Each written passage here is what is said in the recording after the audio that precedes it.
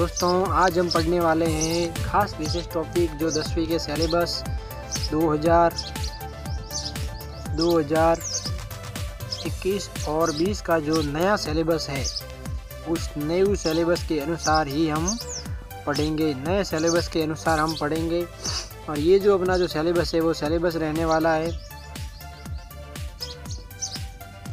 22 के लिए, 21 के लिए नहीं, 22 के लिए। और ये जो अपना सिलेबस है वो रहने वाला है 2022 के अंदर जो बोर्ड 10वीं का बोर्ड एग्ज़ाम होगा उसके लिए बहुत काम आएगा।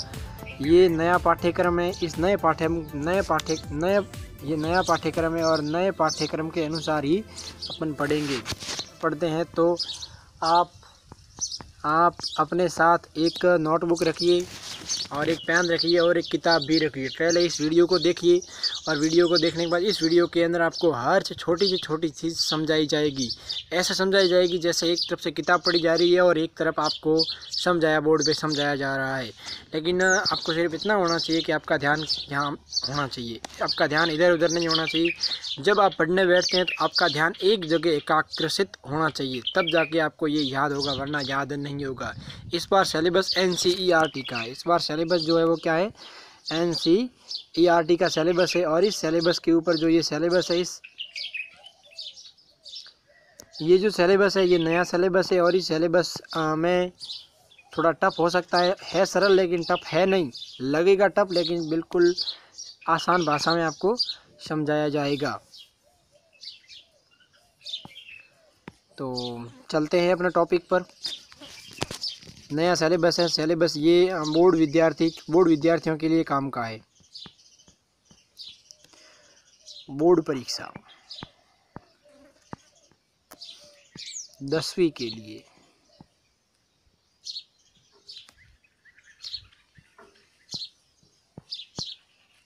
आज का जो टॉपिक है वो रहेगा रासायनिक अभिक्रिया एवं समीकरण।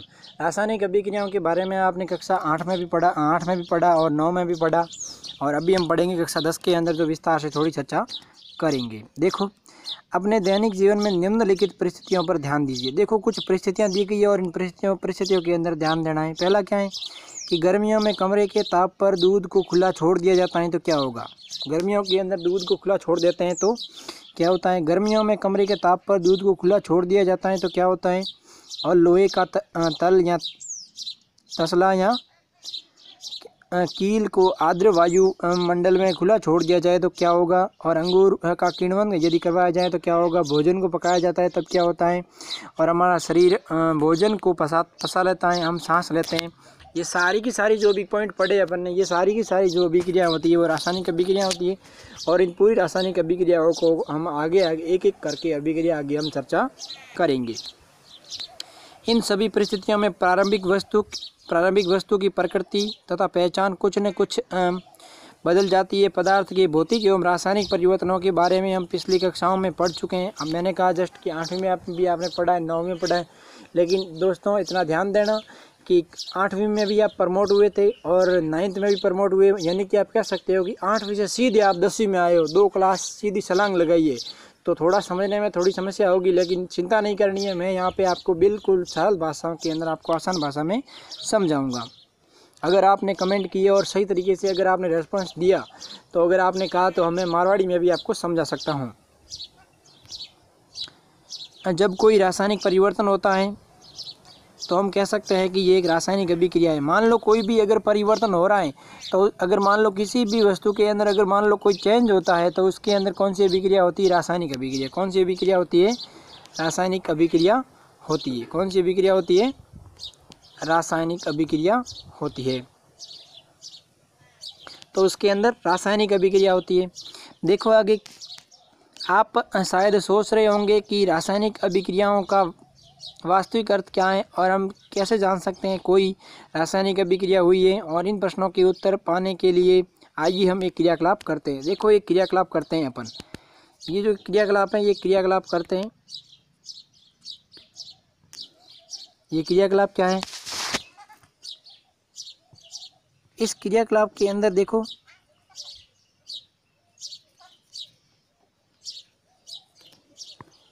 क्रियाकलाप है। सावधानी क्या रखनी है कि इस क्रियाकलाप में शिक्षक के सहयोग की आवश्यकता होती है। आप खुद इसका प्रयोग इस क्रियाकलाप को नहीं कर सकते, शिक्षक की उपस्थिति में ही करें तो सरलता होगी। आवश्यकताएं और सुरक्षा के लिए छात्र आँखों पर चश्मा पहन लें तो उचित होगा, और लगभग 3 से 4 सेमी लंबे मैग्नीशियम का रिबन लेना। मैग्नीशियम की जो धातु होती है उसका पतला एक रिबन काटना है, पतली एक छड़ी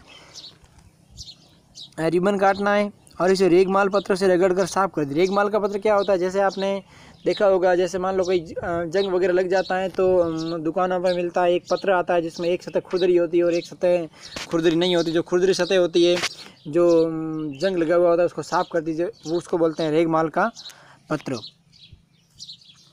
और इसे रगड़कर साफ कर दीजिए। अब इसे चिमटे से पकड़कर स्पिरिट लैंप या बर्नर से इसका दहन करिए तथा इससे बनी राख को ग्लास में इकट्ठा कर लीजिए। और चित्र दिया गया है, इसके अंदर देखो एक बर्नर भी ले सकते हो, और मैग्नीशियम को रिबन लेना है, और चिमटे से मैग्नीशियम की जो रिबन है उसको पकड़ लेना है, और मैग्नीशियम की रिबन को चिमटे से जैसे ही पकड़ोगे और उसको कहाँ ले जाना, बर्नर के पास, और वो जैसे जैसे जलेगी तो उसकी जो राख बनेगी उस राख को एक कटोरी के अंदर क्या करना है, इकट्ठा करना है। चित्र 1.1 के अंदर जैसे ये चित्र दिया गया, चित्र के अंदर आप देख सकते हो कि मैग्नीशियम का जलकर मैग्नीशियम का ऑक्साइड बन रहा है, यानी कि एक अभिक्रिया बनेगी। तो अभिक्रिया कैसे बनेगी, जैसे मैग्नीशियम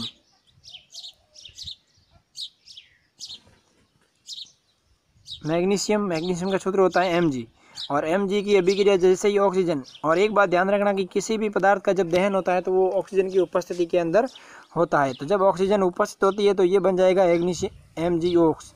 थोड़ी पेन सही नहीं चल रही है। MgO मैग्नीशियम ऑक्साइड क्या बनेगा, मैग्नीशियम ऑक्साइड बनेगा।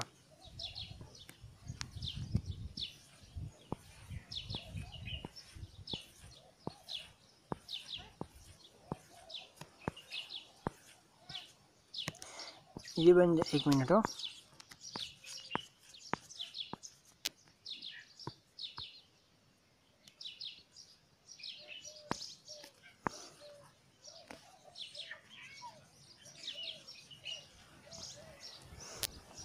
ये बन जाएगा मैग्नीशियम का ऑक्साइड। जैसे एक अभिक्रिया कर लेते हैं इसी क्रियाकलाप की अभिक्रिया करते, देखो क्या है, मैग्नीशियम एक प्रकार की है धातु, लेकिन इसकी हमने क्या की, एक पतली रिबन काटी है, वो रिबन लिए और रिबन को क्या किया है, हमने जलाया है। क्या किया है, जलाया। और ध्यान रखना कि कोई भी पदार्थ कब जलता है, जब ऑक्सीजन की उपस्थिति होती है। अगर मान लो ऑक्सीजन उपस्थित नहीं है तो वो कोई पदार्थ, किसी भी पदार्थ का दहन नहीं होता। ध्यान रखना, दहन भी 2 प्रकार के होते हैं, एक होता है पूर्ण दहन और एक होता है अपूर्ण दहन। यहाँ पर अपन करेंगे पूर्ण दहन, जिससे क्या बनेगी, राख। और जो ये राख बनेगी, इस राख से क्या होगा, ये जो राख बनेगी इस राख से क्या होगा कि जो ये राख है वो किस में परिवर्तित होगी, ये हो जाएगी मैग्नीशियम ऑक्साइड में। किस में परिवर्तित हो जाएगी, मैग्नीशियम ऑक्साइड में। और जो बनेगा MgO। इसका मतलब अपन कह सकते हैं कि ये एक प्रकार की क्या हुई, रासायनिक अभिक्रिया हुई। क्या हुई, ये रासायनिक अभिक्रिया। इसमें ये धातु है और ये गैस है, मिलकर किसका निर्माण कर रही है, मैग्नीशियम ऑक्साइड। किसका निर्माण कर रही है, मैग्नीशियम ऑक्साइड का। जब ये मैग्नीशियम ऑक्साइड का निर्माण होता है तो इसका में कौन सा परिवर्तन हुआ, रासायनिक परिवर्तन हुआ। तो हम कह सकते हैं कि यहाँ पर कौन सी अभिक्रिया पर संपन्न हुई है, रासायनिक अभिक्रिया संपन्न हुई है। देखो आगे, आपने देखा होगा कि चमकदार श्वेत लोह के साथ मैग्नीशियम रिबन का दहन होता है, बिल्कुल दहन होता है, और श्वेत चूर्ण के अंदर परिवर्तित हो जाता है। और जो चूर्ण बन जाता है वो कैसा हो जाता है, श्वेत चूर्ण बन जाता है, और मैग्नीशियम ऑक्साइड का चूर्ण होता है। और वह जो चूर्ण होता है वो कैसा होगा, इसका चूर्ण होता है, मैग्नीशियम ऑक्साइड का चूर्ण होता है। और वायु में उपस्थित ऑक्सीजन तथा मैग्नीशियम के बीच होने वाली अभिक्रिया का क्या कारण है, इनके बीच में अभिक्रिया कारण है कि इनके अंदर जो अभिक्रिया हो रही है वो कौन सी अभिक्रिया हो रही है, रासायनिक अभिक्रिया हो रही है।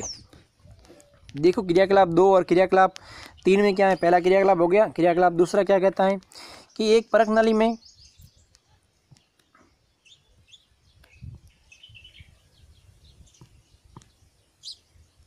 एक मिनट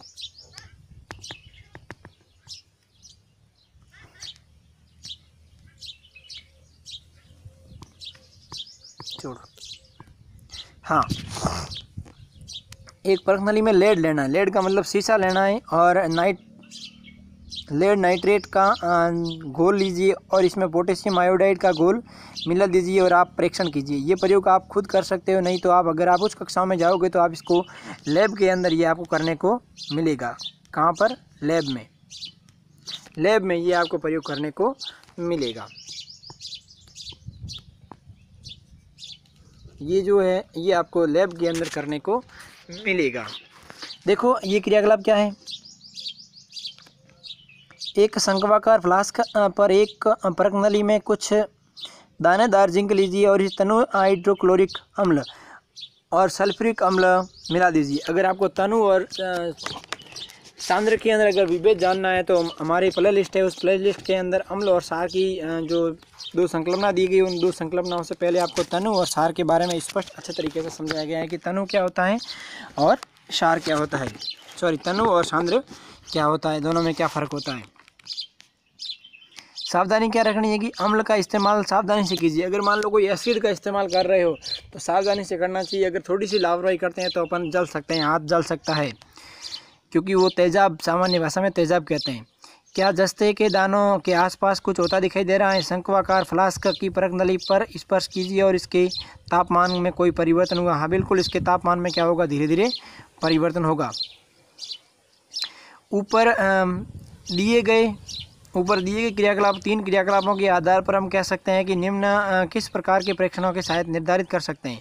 तो परीक्षण क्या लेंगे? पहले इनके अंदर अवस्था में परिवर्तन हुआ। पहले किस में परिवर्तन हुआ? अवस्था में। जैसे मैंने पहला क्रियाकलाप ने किया था कि क्या था? Mg की अवस्था यहाँ थी धातु मतलब सॉलिड थी, और किसके साथ अभिक्रिया हुई? ऑक्सीजन के साथ। किसके साथ अभिक्रिया हुई? ऑक्सीजन के साथ। जब ऑक्सीजन के साथ अभिक्रिया हुई तो ये जब इसकी अभिक्रिया ऑक्सीजन के साथ होती है तो इसकी ऑक्सीजन की जो अवस्था होती है वो कौन सी होती है? गैस होती है। और किसका निर्माण कर रहा है? MgO का। इसकी व्यवस्था क्या हो जाती है? चेंज। इसका मतलब रासायनिक अभिक्रियाओं के अंदर क्या होता है? अवस्था भी परिवर्तन होता है और इनका रंग भी क्या होता है? परिवर्तन होता है। और गैस का निकास या उत्सर्जन भी होता है और तापमान में भी क्या होता है? परिवर्तन होता है। यदि हम अपने आसपास हो रहे परिवर्तनों को देखें तो हम पाएंगे कि हमारे चारों ओर विविध प्रकार की रासायनिक अभिक्रियाएं हो रही है, और इस अध्याय में हम विभिन्न प्रकार की रासायनिक अभिक्रियाएं और उनके प्रतीकात्मक निरूपण के बारे में चर्चा करेंगे। अब रासायनिक समीकरण। अब देखो रासायनिक समीकरण क्या है? रासायनिक समीकरण किसे कहोगे? अब ये तो अपन ने अभी कह दिया कि ये जैसे MgA और O2 के साथ अभी मिलकर किसका निर्माण कर रहे हैं? MgO का निर्माण हो गया। लेकिन जब रासायनिक समीकरण क्या होता है? रासायनिक समीकरण किसे कहोगे? क्रियाकलाप 1.1 का विवरण। जब ऑक्सीजन की उपस्थिति में मैग्नीशियम का रिबन का दहन होता है तब मैग्नीशियम ऑक्साइड में परिवर्तित हो जाता है और वाक्य के रूप में किसी रासायनिक अभिक्रिया, ये इसकी परिभाषा है यहाँ से, रूप में किसी रासायनिक अभिक्रिया का विवरण बहुत लंबा हो जाता है। इसे संक्षिप्त रूप में लिखा जा सकता है। इसे शब्द समीकरण के रूप में लिखना सबसे सरल विधि होगी। और ऊपर दी गई अभिक्रिया शब्द समीकरण इस प्रकार होगा। जैसे देखो यहाँ पर क्या लिखा हुआ है? मैग्नीशियम। क्या लिखा हुआ है? मैग्नीशियम। अगर आपको यहाँ सही तरीके से नहीं दिखता है तो अपनी किताब पास में रखो, पहले वीडियो को थोड़ी देर रोको, फिर वापस देखो, फिर वापस समझो, इससे आसानी से आपको समझ में आ जाएगा। लेकिन ध्यान रखना वीडियो को पूरा देखना। मैग्नीशियम प्लस ऑक्सीजन और मैग्नीशियम ऑक्साइड का निर्माण कर रहा है। यहाँ पर ये देखो, ये मैग्नीशियम है,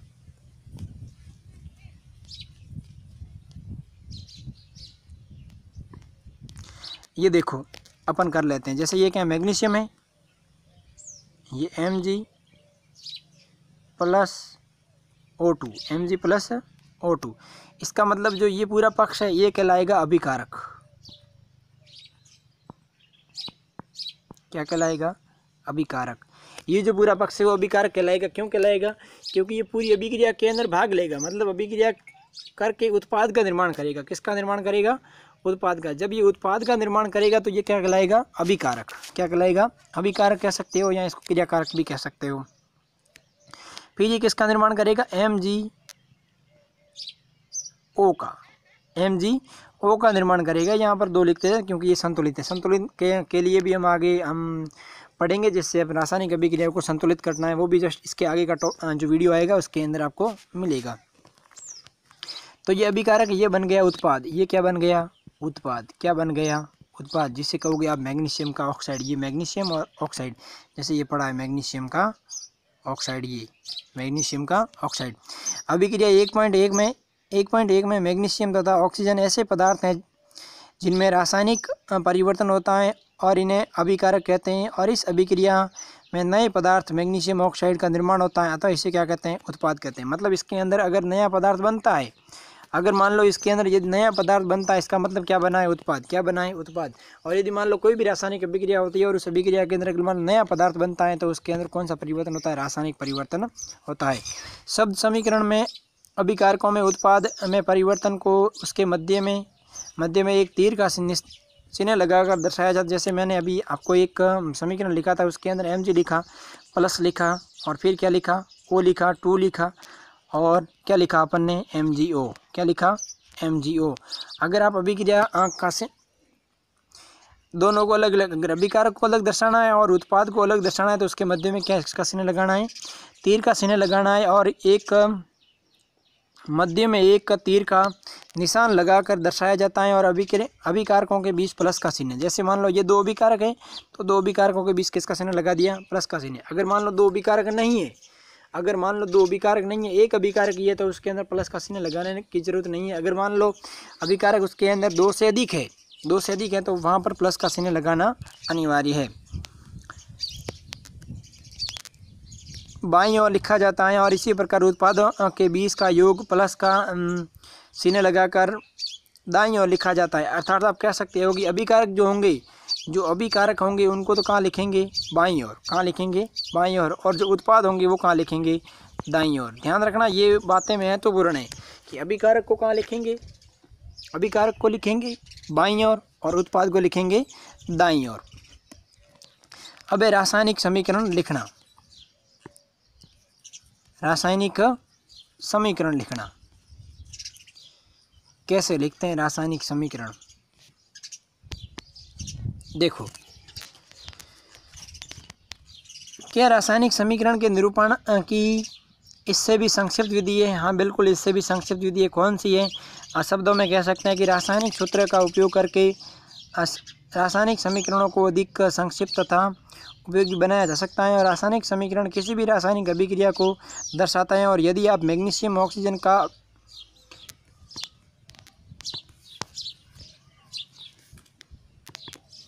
दर्शा सकते हैं। शब्दों की जगह अगर आप देखो, ये एक मैग्नीशियम है और एक ऑक्सीजन है, और ये क्या है, मैग्नीशियम ऑक्साइड है। ये क्या है, मैग्नीशियम ऑक्साइड है, एक मैग्नीशियम ऑक्साइड है।